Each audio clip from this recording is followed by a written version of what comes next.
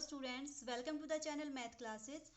BCom first year students, देखिए आज से हम स्टार्ट करेंगे ज्योमेट्रिकल प्रोग्रेशन। ठीक है, ये आपका 5th चैप्टर का सेकंड पार्ट है। सेकंड पार्ट मींस इस चैप्टर में आपके पास अर्थमेटिक प्रोग्रेशन और ज्योमेट्रिकल प्रोग्रेशन, ये दो चीज़ें हैं। ठीक है, एपी हम कर चुके हैं, आज हम क्या करेंगे, ज्योमेट्रिकल प्रोग्रेशन यानी कि जीपी। अब सबसे पहले बात आती है कि जीपी आपकी होती क्या है। तो जीपी आपकी क्या होती है, एक सीक्वेंस होती है नॉन जीरो नंबर की, जिसमें हर एक टर्म मीन्स जो फर्स्ट टर्म है उसको छोड़ के बाकी कोई भी दो टर्म आप कंसिडर करोगे, उनके बीच का जो कांस्टेंट रेशियो है वो क्या रहेगा, कांस्टेंट। जैसे एपी में हमने क्या किया था कि मान लो आपके पास तीन टर्म है ए बी और सी। इन तीनों नंबर को आप एपी में कब बोलते थे, जब इनका कॉमन डिफरेंस क्या हो, सेम। कॉमन डिफरेंस का मतलब बी माइनस ए, इन दोनों का डिफरेंस क्या आएगा, सी माइनस बी। अगर ये डिफरेंस आपका सेम होता है तो इसको आप क्या बोलते हो, एपी में बोलते हो।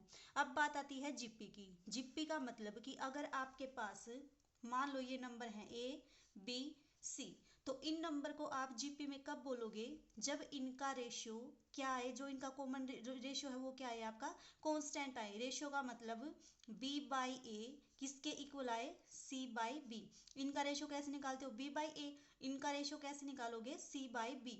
अगर ये रेशियो आपका सेम आएगा तो इन नंबर को आप क्या बोल दोगे, जीपी में बोल दोगे। ठीक है, तो इस तरह से अगर हम एक सीक्वेंस कंसिडर करेंगे नंबर की, तो जैसे सीक्वेंस क्या मान लिया आपने, A B C D up to so on.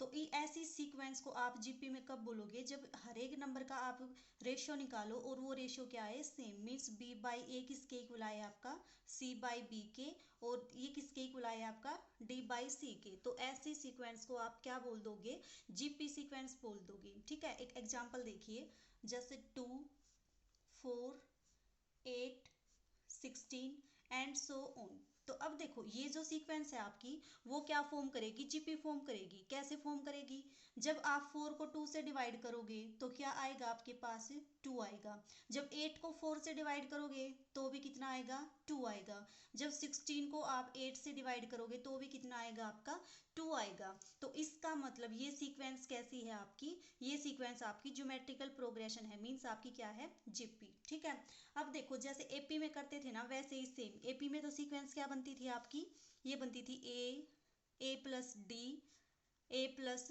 2d up to so on. लेकिन जो आपकी जीपी में सीक्वेंस बनेगी वो क्या बनेगी, A R square, A R cube up to so on. इसको आप बोलोगे फर्स्ट टर्म, इसको बोलोगे सेकंड टर्म, इसको थर्ड टर्म, इसको फोर्थ टर्म। तो nth टर्म को आप किससे रिप्रेजेंट करते थे, वहां भी टी एन से रिप्रेजेंट करते थे। तो फर्स्ट टर्म क्या बन जाएगी, T1, सेकंड टर्म क्या बनेगी, T2, थर्ड क्या बनेगी, T3 एंड सो ऑन। अब देखो एक चीज, T1 की वैल्यू कितनी है आपकी, ए। T2 की वैल्यू कितनी है आपकी, ए आर।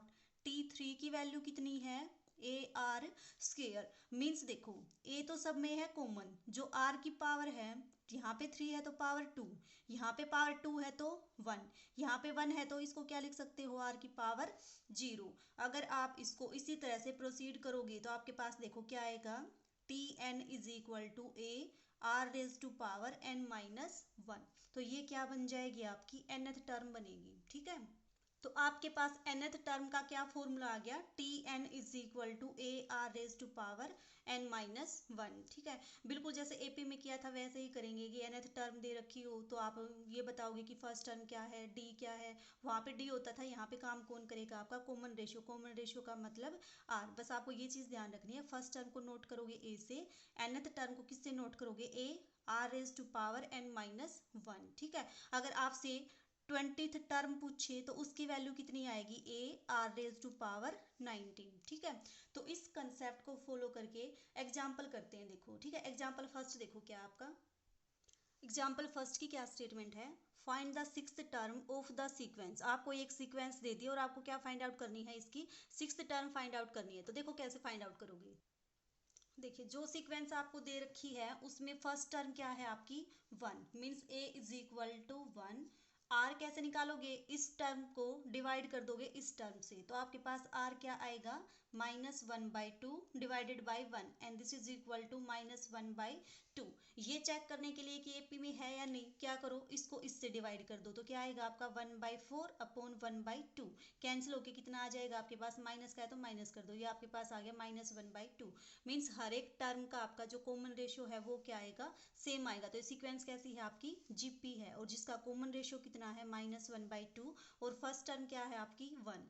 हमें क्या फाइंड आउट करना है, सिक्स टर्म का क्या फॉर्मूला हो जाएगा T6, और T6 का मतलब A r⁻5 and this is equal to A कितना है आपका 1, R कितना है आपका -1/2 और इसकी power 5 and this is equal to, देखो -1 की पावर जब ओड करोगे तो कितना आएगा, माइनस आएगा। 1/2 की पावर 5 करोगे तो कितना आएगा, 1/32। और ये आपकी क्या आ गई, ये आपके पास आ गई सिक्स्थ टर्म। यही आपको फाइंड आउट करना था, ठीक है। तो देखो दो दो नंबर के क्वेश्चन जो आएंगे तुम्हारे पेपर में, उसमें इस टाइप के ही क्वेश्चन आएंगे, ठीक है। अब उसके बाद देखो सेकेंड एग्जाम्पल। स्टूडेंट्स देखिए सेकेंड एग्जाम्पल में क्या है आपका, find 12th term of GP whose 8th term is 192 and common ratio is 2। आपको क्या फाइंड आउट करना है, T12 फाइंड आउट करना है। T12 का मतलब AR⁻11, इसकी वैल्यू फाइंड आउट करनी है। अब देखो इसको फाइंड करने के लिए एक तो आपको चाहिए A, दूसरा क्या चाहिए R, ठीक है। अब इसके लिए देखो इसने क्या दे रखा है, 8th टर्म की वैल्यू दे रखी है। 8th टर्म का मतलब T8, और T8 कितना होता है AR⁻7 and this is equal to 192।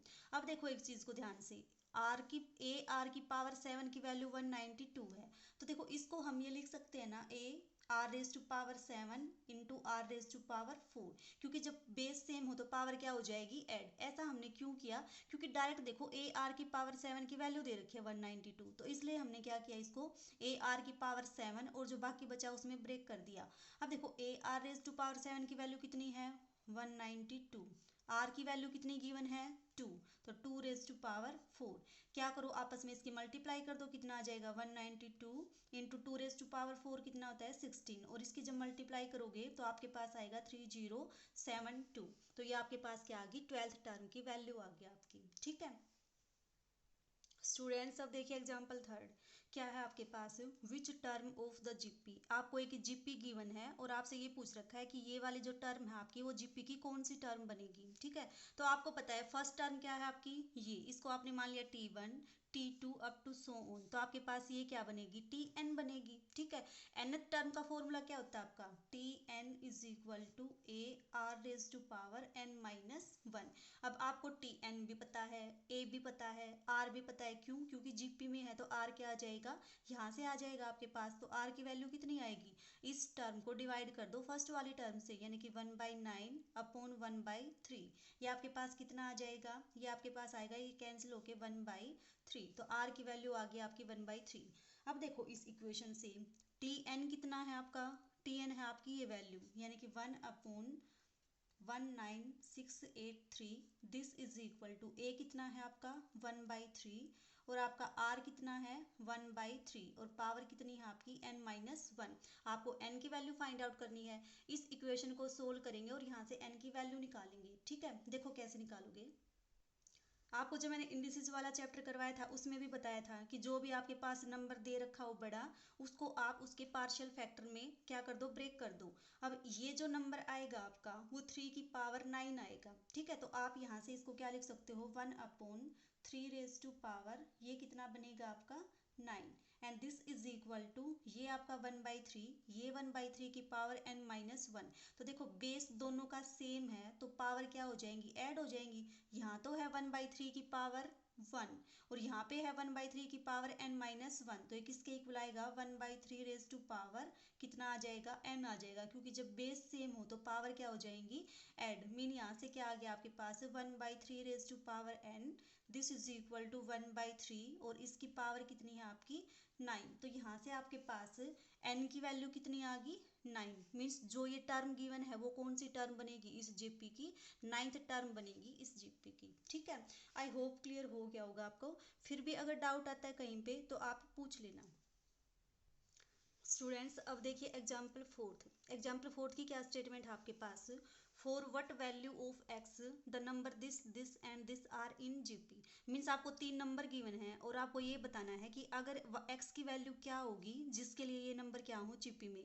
तो देखो वीडियो के बिल्कुल स्टार्टिंग में बताया था कि अगर आपके पास 3 नंबर हैं और वो जीपी में होंगे तो उनका कॉमन रेशियो क्या आएगा, सेम। कॉमन रेशियो कैसे निकालते हो, इस नंबर को डिवाइड कर दोगे इससे, ठीक है, तो कॉमन रेशियो आएगा। तो आपके पास क्या आएगा, x upon -2/7 this is equal to, इसको इससे डिवाइड करोगे तो भी कॉमन रेशियो आएगा, तो वो क्या आएगा -7/2 डिवाइडेड बाई एक्स। मीन्स ये तीनों नंबर आपके जीपी में कब होंगे, जब ये कॉमन रेशियो क्या आएगा आपका, सेम। कॉमन रेशियो कैसे निकालते हो, इस नंबर को डिवाइड करोगे इससे पीछे वाले नंबर से, एक कॉमन रेशियो आएगा, और इस नंबर को डिवाइड करोगे पीछे वाले नंबर से तो भी कॉमन रेशियो आएगा। अगर जीपी में है तो ये कॉमन रेशियो क्या होना चाहिए आपका, सेम होना चाहिए, ठीक है। यहाँ से हम क्या वैल्यू फाइंड आउट करेंगे, एक्स की वैल्यू फाइंड आउट करेंगे। तो देखो यहाँ पे क्रॉस मल्टीप्लाई करो, क्रॉस मल्टीप्लाई करोगे तो कितना आएगा, एक्स की एक्स के साथ मल्टीप्लाई करोगे तो आएगा x square this is equal to, इन दोनों की मल्टीप्लाई करोगे तो कितना आएगा -7/2, और ये आपका -2/7, माइनस माइनस प्लस, 2 से 2 कैंसिल, 7 से 7 कैंसिल, तो कितना आ गया 1।